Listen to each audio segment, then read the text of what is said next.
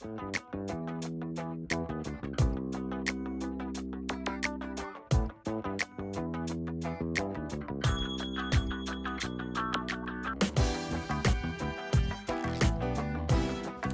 Bonjour à toutes, bonjour à tous. Et accrochez-vous parce que je vais vous inviter dans une plongée au cœur de la matière. Donc, comme Patrick l'a mentionné, de tout temps, l'homme s'est vraiment intéressé à essayer de comprendre de quoi était fait notre monde. Et Aristote a résumé, on va dire, la pensée de son époque. Et à l'époque, on pensait essentiellement que l'univers, tout était constitué de 4 éléments, la terre, l'air, l'eau et le feu, qui étaient eux-mêmes associés à des figures géométriques parfaites en l'espace de 3 dimensions.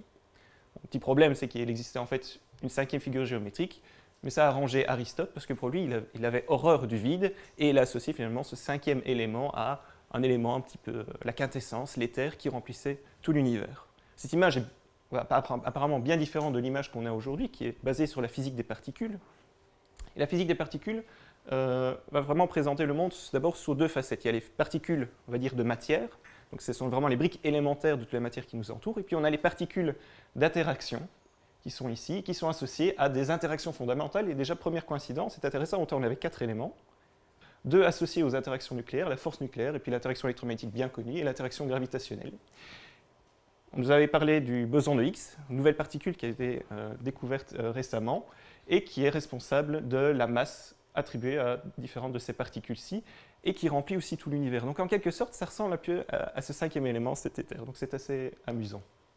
Alors nous allons commencer cette plongée au cœur de la matière. Imaginez que vous avez un cube de matière à peu près de 10 cm de côté, et si vous grossissez ce cube 1 milliard de fois, vous commencez à avoir une structure granulaire, et en fait vous commencez à avoir les structures en atomes, et on est vraiment dans un domaine en expansion maintenant du point de vue technologique, où on commence à manipuler les atomes un à un, vraiment le domaine de la physique du solide, où on fait des matériaux avec des propriétés très particulières. Si vous grossissez encore une centaine de fois, vous commencez à révéler la structure interne des atomes, qui est bien connue. Grosso modo, ça ressemble à un système solaire, où on a un noyau atomique autour duquel orbitent les électrons.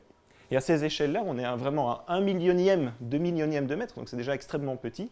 La force principale, c'est la force électromagnétique qui va vraiment lier, souder tous ces constituants-là. Si on continue à grossir le système et qu'on augmente la taille du noyau encore un bon millier de fois, on commence à avoir vraiment la structure même du noyau qui est constituée de neutrons et de protons. On est vraiment dans le domaine de la physique nucléaire et on peut continuer ça jusqu'à aujourd'hui. On arrive jusqu'à 1 milliardième de mètre et on voit que les protons et les neutrons eux-mêmes sont constitués encore de particules qu'on va appeler quarks et on tombe dans le domaine de la physique hadronique. Alors pourquoi hadronique ? Eh bien, hadros en grec veut dire fort. Et en fait, on est vraiment dans le domaine, ici, à ces toutes petites échelles, où la force dominante est la force forte, l'interaction forte, et ce qui est vraiment le sujet de prédilection du groupe de physique des particules au Centre de physique théorique à l'École polytechnique. Plusieurs aspects sont étudiés. Ce qui m'intéresse plus particulièrement, c'est vraiment la structure fondamentale du proton, et je vais vous présenter quelques questions fondamentales qu'on se pose sur le proton. On a longtemps pensé qu'on avait bien compris et déterminé la taille même du proton, ce système fondamental. Et bien, une expérience beaucoup plus précise, assez récente, il n'y a que 6 ans, a montré que en fait, la valeur qu'on pensait être la bonne n'est peut-être pas la bonne et on n'a toujours pas résolu ce problème-là. Donc, on a des problèmes aussi bien théoriques ou expérimentaux. On a beaucoup de recherches sur ce domaine-ci. Et puis la forme, on pense toujours une particule, c'est une petite sphère, mais en réalité, elle peut être totalement déformée, la manière dont on le regarde. Et ce type d'image peut être généré selon la façon dont on regarde le proton. On peut aussi s'intéresser sur la structure même. Est-ce que le proton ressemble plutôt à un ensemble de quarks dans une sorte de gelée, ou c'est plutôt un gaz ou un liquide? On peut imaginer différentes structures. Et puis on s'intéresse aussi à ce qu'on appelle le spin du proton. Le proton se comporte un petit peu comme une toupie. Et en plus, c'est une toupie qui est chargée électriquement, et donc va générer ce champ magnétique. Et donc, chaque proton va vraiment jouer le rôle d'un petit aimant. Et c'est grâce à cet aimant-là qu'on peut faire de l'imagerie par résonance magnétique. C'est vraiment un truc essentiel et aussi est responsable pour l'existence même de la matière solide qu'on a autour de nous et la diversité. Comment si peu de particules que je vous ai montré au départ peut expliquer autant de diversité à notre échelle? C'est notamment grâce à cette histoire de spin qui permet de faire toute la chimie et grâce à un principe que Wolfgang Pauli avait introduit et pour lequel il a reçu le prix Nobel. Alors il y a aussi des objectifs pratiques. Donc vraiment, si on fait de la physique de particules pures, on essaie vraiment de déterminer les constituants fondamentaux, les plus fondamentaux de la matière. Il faut pour ça atteindre des énergies, des densités d'énergie extraordinaires. Et le meilleur moyen qu'on a technologiquement pour le faire actuellement, c'est en créant des grands collisionneurs où on va faire collisionner des protons entre eux. Alors, comment on essaie vraiment de chercher des signatures bien spécifique. C'est comme si on allait chercher une aiguille dans une botte de foin, où le foin, mais essentiellement, c'est le proton. Donc, si on veut vraiment pouvoir, par exemple, découvrir le X, il faut bien comprendre comment les protons interagissent entre eux, comment eux-mêmes sont constitués de quarks. Il y a aussi d'autres particules qui intéressent la physique des particules. Ce sont, par exemple, les neutrinos, dont vous avez entendu parler récemment. Il y a aussi la matière noire, et qui nous bombardent constamment. Donc, vous prenez votre corps. En une seconde, il y a 1 million, 2 millions de neutrinos qui traversent votre corps. Vous ne sentez rien. L'interaction est très, très, très, très, très rare. Et donc, dans les détecteurs, on essaie, par exemple, comme au super camion Kande, au Japon, à détecter les quelques cas rares où des neutrinos, ou éventuellement la matière noire, vient entrer en collision avec un proton. Et pour ça, on crée de gigantesques cuves remplies de protons et de neutrons. Bah, typiquement, on prend l'eau, c'est pas très cher. Alors, quelle est l'image du proton? Quelle est sa structure?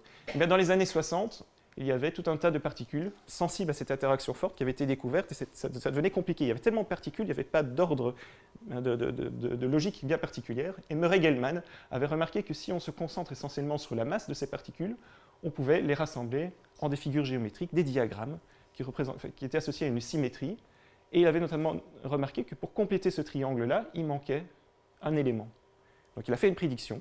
Il a dit, on va regarder, expérimentateur, aller chercher une particule aux alentours d'une certaine masse avec certaines propriétés. Les expérimentateurs sont allés et ils ont trouvé la particule. Grand succès, ce qui a permis à Gell-Mann d'obtenir le prix Nobel et a construit alors cette image que le proton est essentiellement constitué de 3 quarks massifs.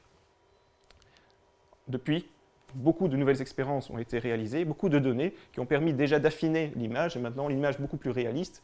C'est vraiment un système très complexe avec un nombre de quarks pas très défini. On peut avoir des antiparticules des quarks, qu'on va appeler les antiquarks, et toutes ces particules interagissent entre elles en s'échangeant les gluons, qui sont les particules qui médient cette force forte.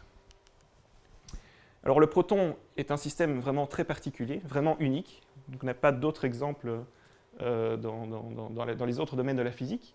Si vous prenez un système plus classique, par exemple un noyau atomique, on va prendre ici un noyau d'hélium, et vous comparez la masse de ce noyau d'hélium à la masse de tous ces constituants pris individuellement, vous vous rendez compte que la masse des constituants individuels est supérieure à la masse de l'état composite. La différence, essentiellement 1%, ça vient de l'énergie d'interaction forte, et selon la fameuse formule Einstein, E égale mc2, qui dit énergie dit masse. En fait, quand les 4 particules vont se lier entre elles, elles vont perdre de l'énergie, perdre de la masse qui va être éjectée, et c'est ce qu'on récupère pour faire fonctionner nos centrales, ou même le Soleil notamment. Et bien, si on étudie le même cas pour un proton, on regarde un proton et on compare à la masse de ses constituants, un certain nombre de quarks et de gluons, on se rend compte que ces particules qui constituent ne contribuent que à 2% du système. 98% du système, c'est juste de l'énergie d'interaction. Et c'est une partie qu'on ne comprend pas bien. Autant le boson de Higgs nous permet de comprendre 2% finalement de la matière qui nous entoure, tout autour de nous, mais 98% vient vraiment de cette interaction forte, et c'est une des raisons pour lesquelles on essaie vraiment de comprendre comment cette interaction génère ces 98% de la force. Alors, quelle est la stratégie qu'on va appliquer pour vraiment sonder en détail la structure du proton? Eh bien, on va faire une sorte d'imagerie multidimensionnelle. Alors, on va se baser sur un principe bien connu des médecins, qui va dire le principe de la tomographie. Donc l'idée, c'est vraiment, on a 3 étapes. Première étape, on va faire des coupes dans le système, on va faire des images dimension réduite. Puis deuxième étape, on va rassembler les images entre elles, on va les corréler si jamais les images ont été faites dans des directions différentes. Et troisième étape, on va essayer de créer un modèle qui va tenir compte de toutes ces informations-là et finalement reproduire une image multidimensionnelle, ici dans le cas tridimensionnel, de l'objet dans lequel on s'intéresse. Eh bien, on a quelque chose d'assez similaire dans le cas du proton. Première étape, acquisition. Et pour ça, il y a différentes expériences qui tournent. Il y a beaucoup plus d'expériences de physique des particules, mais celles-ci, ces 5-ci en particulier, sont vraiment concentrées sur l'étude de la structure même du proton. Nous avons 2 aux États-Unis et 3 en Europe, et ceci est terminé, mais on a toujours des données qui sont analysées. Et pour cela, qu'est-ce qu'on fait? On prend un système simple, par exemple un électron, et on bombarde les électrons sur les protons. Et on fait une sorte de billard quantique. Donc on regarde l'état final. Donc par exemple, si on a des particules qui sont émises dans certaines directions avec une certaine énergie, on peut, grâce à la théorie, reconstruire l'état initial et finalement avoir des contraintes ou des informations sur l'état initiale du proton. Alors du point de vue théorique, comment ça marche? On peut représenter la collision par des dessins, qu'on va appeler diagramme de Feynman. Donc, par exemple, si vous avez un électron qui va entrer en collision avec un proton, il va échanger un photon, un grain de lumière électromagnétique, qui va aller taper un quark au sein du proton, et le quark va finalement laisser une signature dans le détecteur. Maintenant, il y a d'autres phénomènes qui peuvent apparaître. Le quark, au cours du temps, peut émettre un gluon, peut avoir d'autres choses, et chacun de ces diagrammes-là peut être traduit en une formule mathématique grâce aux règles de Feynman qui nous donnent finalement la probabilité que chaque processus apparaisse et permettent ainsi de comparer la théorie et l'expérience ou extraire de l'information théorique à partir des expériences. Et c'est ça qui nous intéresse. Alors, quelques exemples d'images qu'on a pu déjà, quelques informations qu'on a pu en retirer. On a une image, par exemple, unidimensionnelle. Vous imaginez que vous avez un proton qui se déplace à une certaine vitesse, et à l'intérieur, on a plein de particules, et on regarde à la fraction, la quantité de mouvement emportée par ces particules qui est donnée ici.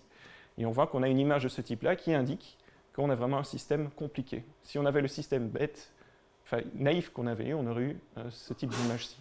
On peut aussi s'intéresser par exemple à la distribution de la charge électrique. Finalement, c'est la distribution des quarks au sein du proton. Et selon qu'on regarde le proton avec l'axe de rotation dans votre direction ou direction transverse, les cas ici, donc l'axe de rotation dans votre direction ou direction transverse, on a des images différentes. Vous voyez que vous avez essentiellement un déplacement de la distribution de charge. Et ça c'est déjà une indication claire que les quarks ne sont pas statiques. Ils sont en mouvement de rotation à l'intérieur du proton, et même ce mouvement est très rapide, il est relativiste.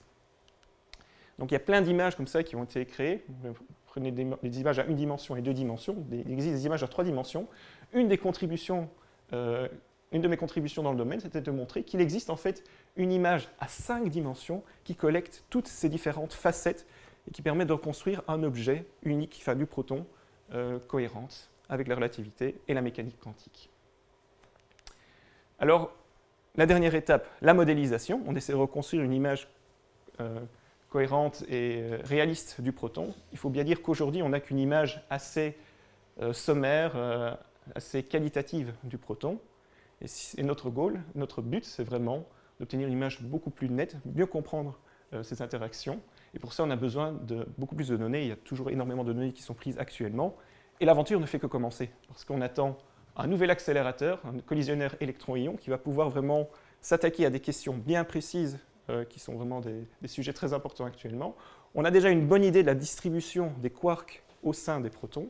On a assez peu de contraintes sur la distribution des gluons, donc ces messagers de l'interaction forte au sein du proton, ce qui est représenté ici par les grandes barres d'erreur. Eh bien, ce nouveau collisionnaire permettra de réduire fortement notre incertitude là-dessus. Et puis on s'intéresse aussi également, rappelez-vous, le proton se comporte comme une toupie, eh bien on essaie de comprendre les différentes contributions à cette toupie. On peut avoir le fait que les quarks et les gluons eux-mêmes sont des toupies, donc vont apporter un mouvement de rotation. Et puis on a le mouvement global des quarks et des gluons au sein du proton, qui vont être à l'origine de ce spin du proton. Voilà, ce sera tout pour aujourd'hui. Je vous remercie.